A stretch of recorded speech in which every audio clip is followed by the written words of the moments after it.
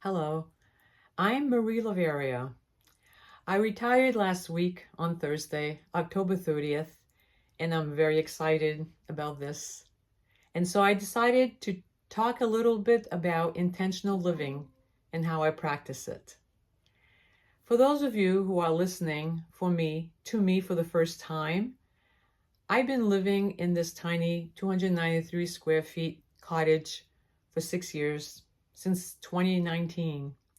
And lately, I have been reflecting on the many opportunities I've had to create my life the way I want it to be.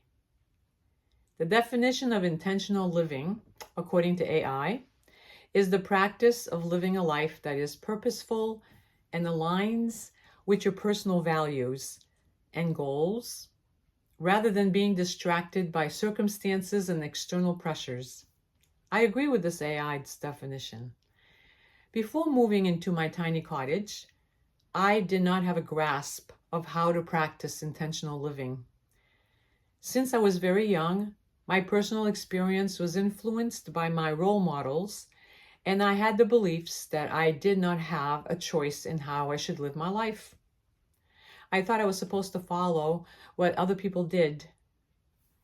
But once I decided to move into this cottage because of its size, I had to declutter and purge 95% of my possessions.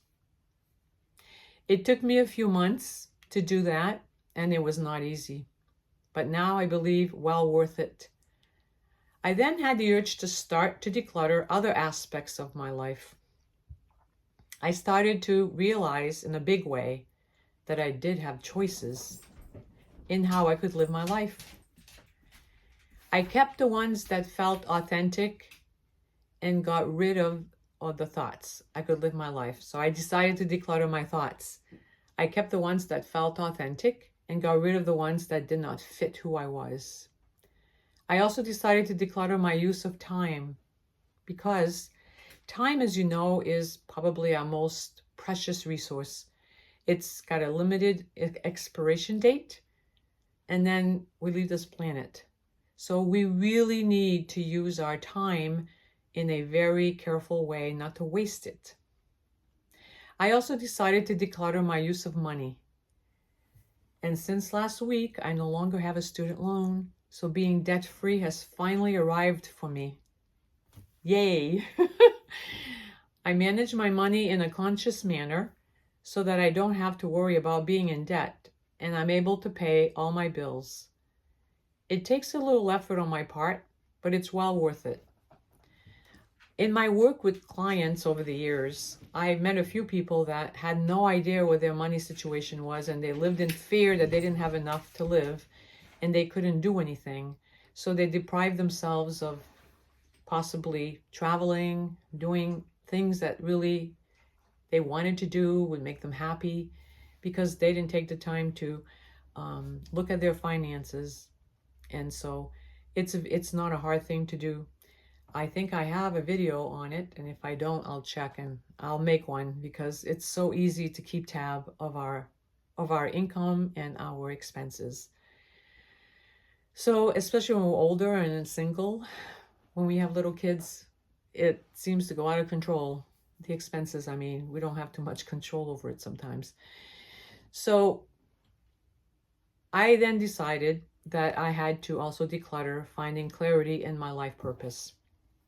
Life purpose can include our jobs, but it's more than that.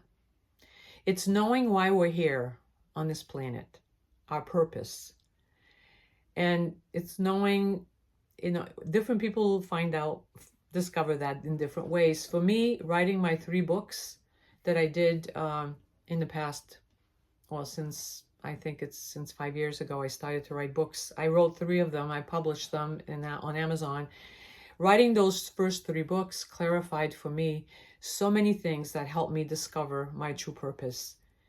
And for others, it's different things. Like sometimes it's taking trips, it's having friends and talking, speaking to them. It's taking time in nature, reflecting. It's for different people, it's different things. I'm just sharing what worked for me. And finally, I decided to find ways of connecting to what gives my life meaning. I'll say more about that when I talk about being creative a little later. To live the life we want, we must know what we want in life. I'm going to say that again. To live the life we want, we must know what we want in life. I came up with this quote because I met so many people over the years in my work who wanted to change their lives but had no idea what they wanted. They would say to me, my life sucks or it's terrible. And I'd say, how would you describe to me your perfect life? And they couldn't. They had no way of getting to that place. So I'm going to share some tools on how one can grasp the kind of life they want if you don't have that yet. It's important to remember that we're human beings. We're not human doers. We are beings. So first and foremost, we must learn how to be in this world and how to be our authentic selves.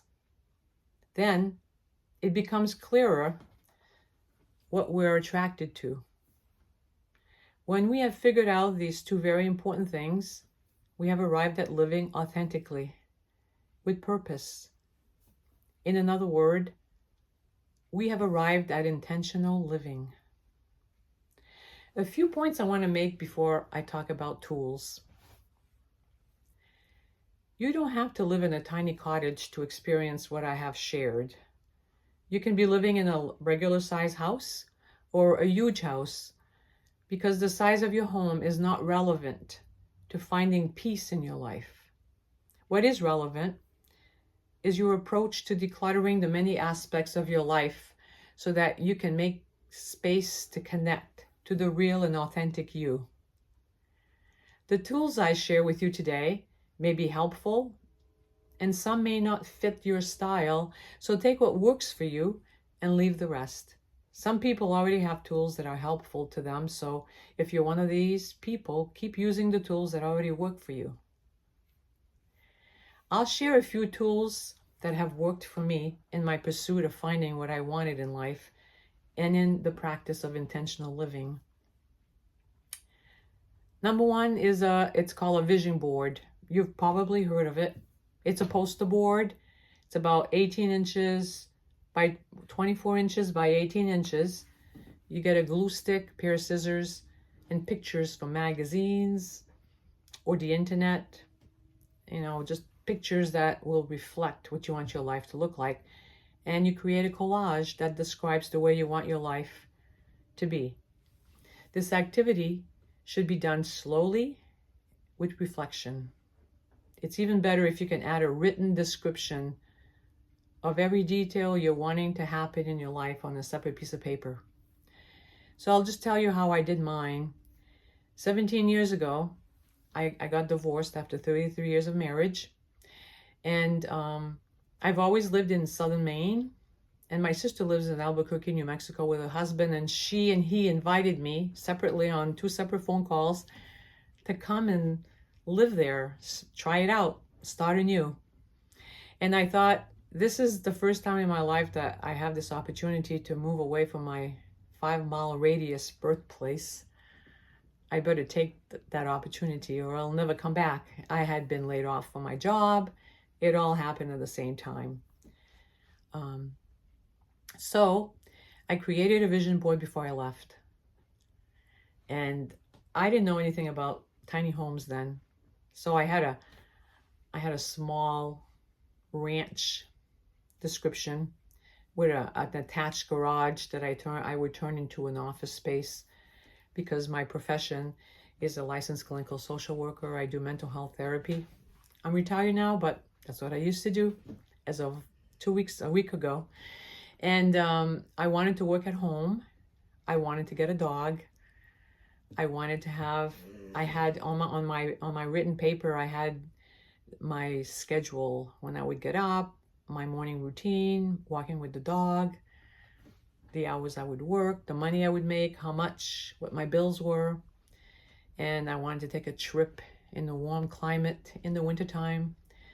And I wanted to make friends and spend time with them on weekends. And I wanted to write a book.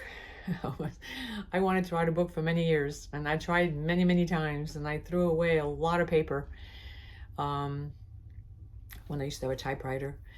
Um, I deleted a lot of them on the internet, on my computer. It only happened that I could write a book after I moved here, about a year and a half later. I had that experience of living, decluttering and living a simple life. And it was actually a spiritual experience for me. And it was so profound that that's when I wrote my first book. But anyway, so my vision board got lost in my many, many moves. Because after I moved to New Mexico, I moved a lot of times in New Mexico to different places. And then I moved back home 7 years later, and I didn't have my vision board anymore, but I remembered I had written it down and I knew every point on it. And I was sitting down. I'd been living in this house for about a year and a half in my cottage, sitting down on the little front porch. My dog was rolling around in the grass, having fun, and it hit me. It was like, I think, fall or spring. Anyway, it hit me that my vision board, everything on it had happened. And I was like, oh my God, I couldn't believe it. It was even better than my vision board because I never ever dreamed of living across the street from the ocean, the beach. This is where the cottage is, across the street from the beach. It's a couple hundred steps down there.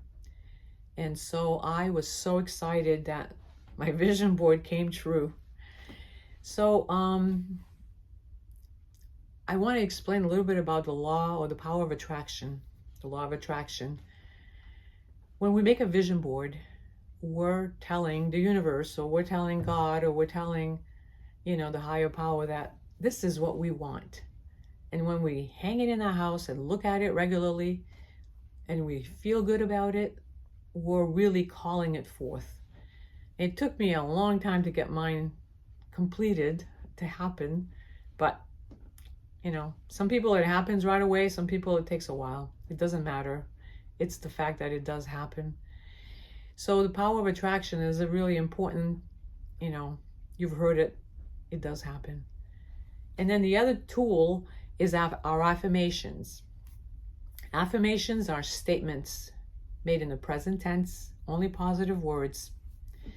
I could give an example like, I used to feel like I didn't have enough money to live, to pay my bills and be comfortable. So I wrote affirmations on that. I was in debt and I didn't have enough money to pay my credit cards and my car loan, pay it off. I had enough money to pay my monthly payments, but I just wanted to get rid of them. So since I was 20, I was yearning to be debt free.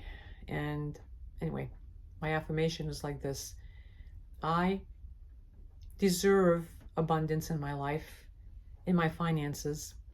So I welcome as much money as I can have, and I embrace it, and I am thankful for it. So, there's no negative words there, and you can use any words you want, just positive words in the present tense, and you say it every day with feeling. And that's what an affirmation is. Some people use them and they work really well. So that's my first tool. My second tool is making a list of everyone, everything, and every activity and event that you value in your life. I did this in I think it was my first or second book. It's really great to do that inventory. You write down a list of everybody that you value in your life. You don't write down people that don't love you unconditionally and treat you well. You leave those out. You just write the people that you really love to be with. You just look forward to being with them. They're great. And don't feel bad about not including everybody that you know. And then you make a list of everything that you value. As simple as, I value 2 cups of coffee in the morning. And I value my comfortable bed, my powerful shower with hot water. Simple things. And I value my home, my little cottage. I value the property that it's on. I value the fact that it's across the street from the ocean. And then the next list is events or activities. I value taking a walk on the beach. I value creating art. I value having dinner with my friend every day. So those are just examples. So you make your list as long as you can make them. You take time to reflect. Might take you 2 or 3 days to make the lists total. And then you read through them and you know what you know about yourself a little bit more than you did before you did those lists. And that's what that's good for. And then number 3, daily time to practice a creative activity. Make the time in your life to do creative activities, either on your own or with other people. And I've said before, I love to write. I've written and published 3 books in the past 4 years. I'm presently writing a children's book. I also love to take photographs of nature and I create greeting cards with them. I enjoy creating jewelry, doing calligraphy and other art things. I believe that we have to schedule these activities in our daily schedule or we will not be able to accomplish them.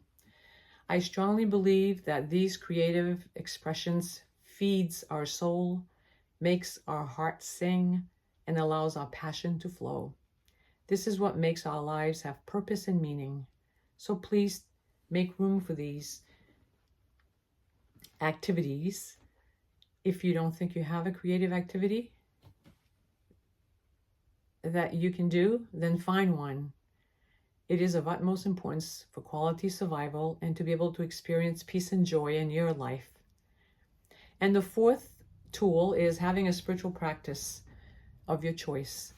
From taking a walk in nature to reflecting on poetry, writing, reading, doing a short 5-minute meditation. I'll explain how to do that later. Journaling, praying. It's our way of connecting to meaning in our lives. Now, a 5-minute meditation, I say that because people say, oh my God, meditation, that takes forever. It's so easy. You take a cleansing breath, breathe into your nose as far as you can go, and out of your mouth. You do one at the beginning and one at the end. And then you breathe normal. And on your out breaths, you count 1. So I use my finger. I do 10 of them. I breathe. Out breath 1. Out breath 2. Out breath 3. So when I have 10 out breaths, I have 10 out breaths, 10 out breaths, 10 out breaths, and 10 out breaths, more or less like 40 breaths, counting your out breaths, 40 breaths, 40 out breaths. Then you do another cleansing breath, 5 minutes, clears your mind, grounds you in your body, and gives you some peace, peaceful feeling. So try it. And if you want to do it longer, then go ahead, but at least 5 minutes works. So this is what I have to share today about living with intention, intentional living. And so I hope this was helpful. Thank you for listening. See you next time.